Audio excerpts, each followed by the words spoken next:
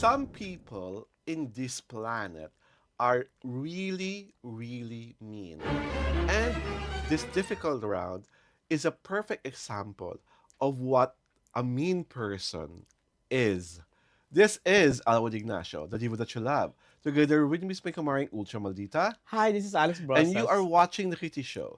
Tarayan ng Talakayan Showbiz Edition. So mare, how true na may chikang magdedemanda si Ginoong Manny Pacquiao dahil sa isang nilalang na tinawag ng hindi tamang salita ang kanyang butihing ina. Ano to? Ano pangyayaring ito? Kasi there was a short video. Kasi ano yan, capsulize na napanood ko eh. Yung binitawan na yung salita Mhm. na masakit. Do we say it? Wag na, Wag wag na, na. oh. Oo. Sino muna nagsabi ng masakit na salita? Yung isang vlogger na yaman-yamanan. Anong pangalan niya? Wag na rin natin pangalanan. Oo, Basta yaman-yaman ng diba? vlogger Baka, na inaglahi. mm, Pang-aaglahi talaga yan, di ba? oo. Si Ginang Pacquiao, ang mami ni Manny. Mami Junicia, si Mami Oo, si Mami Junicia, oo. Janisha. Talagang He said a very bad word. very sweeping Oo. statement. Talagang and whoever na kasi kahit na sinong sabihan niya noon, talagang pagyurak ang dating. 'Di ba? Walang galang. Una-una Kabastusan. senior citizen ang nanay ni Mm. Manny Pacquiao. Tapos sasabihan mo ng gano'n, 'di ba? At What saka, motivated this person to say that to Mami? di, For clout. oo, for cloud, for For viewers.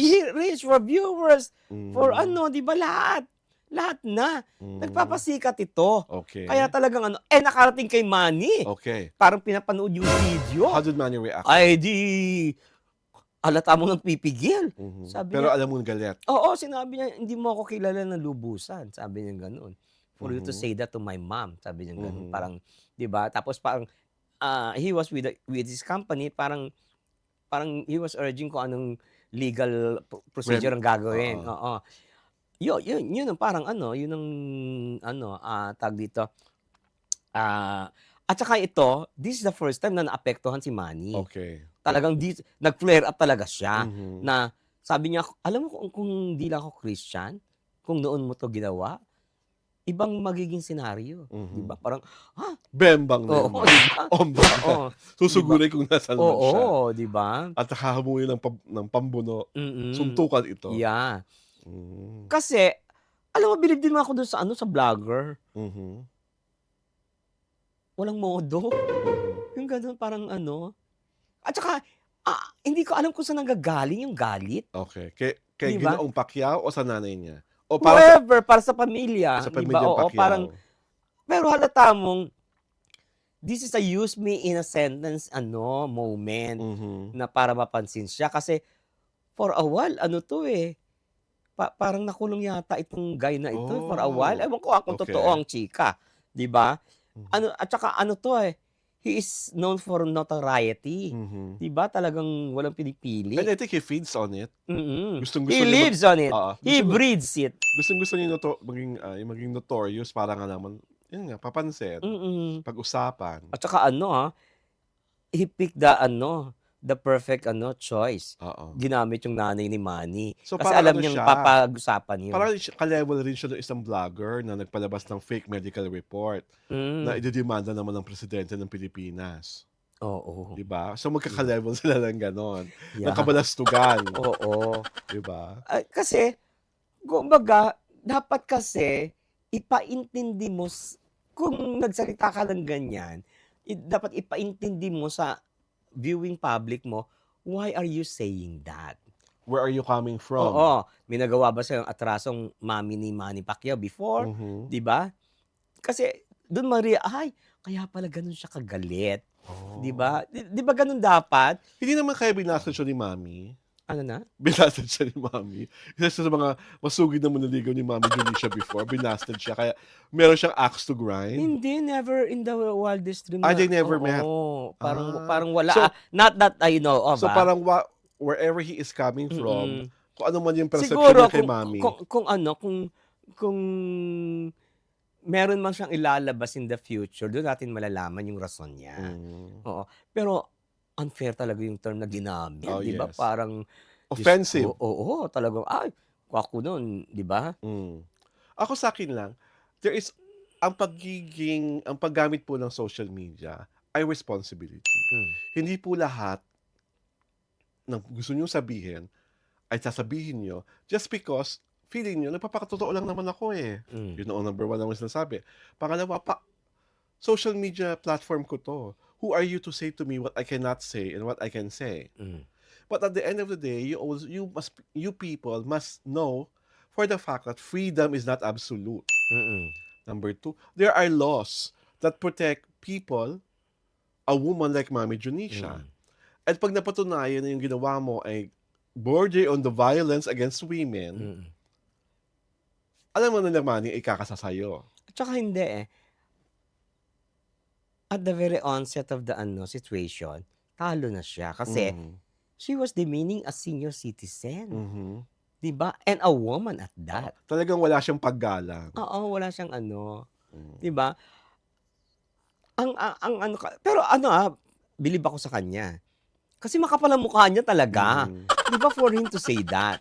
'Di ba, hmm, ibang level yung kakapalan ng fest niya, mhm, 'di ba? Kasi it takes guts and gumption to to say everything, to mhm. belittle someone o 'di ba? Ang To gusto kong berate malaman, someone. papaano siya pinalaki ng ina niya?